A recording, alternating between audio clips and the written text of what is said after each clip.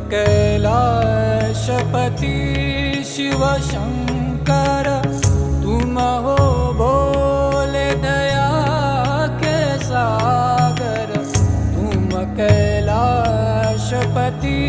शिव शंकर, तुम हो भोले दया के सागर।